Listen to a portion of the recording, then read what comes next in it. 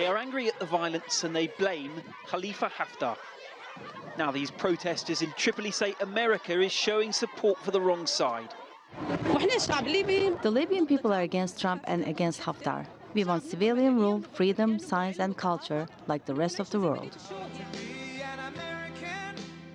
It's been a busy week back home for US President Donald Trump. But on Monday, the White House now confirms in a statement Trump found time for a phone call to Haftar to discuss the general's ongoing counter-terrorism efforts and to recognise their shared vision of Libya's transition to a stable, democratic political system.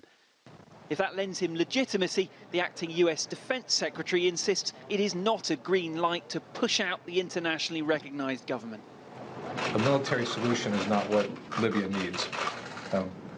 What we've said before and what I do support is Field Marshal Haftar's support in terms of his role in counterterrorism.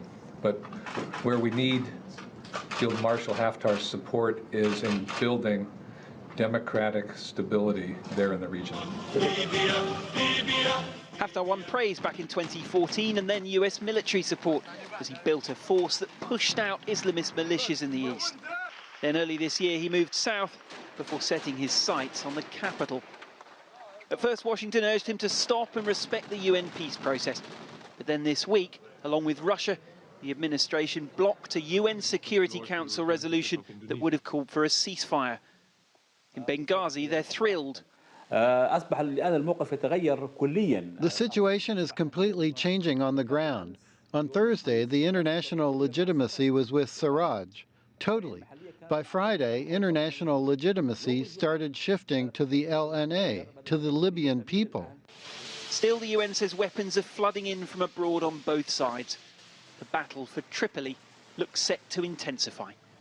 Haftar's critics see his Tripoli offensive as an attempted coup against a UN-backed government. Washington is instead taking him at his word that he'll push out the militias and bring democracy to Libya. That would be a break with recent tradition in this region, because what more often happens is that military men take power and hold on to it, often at significant cost. Guy Henderson, CGTN, Benghazi.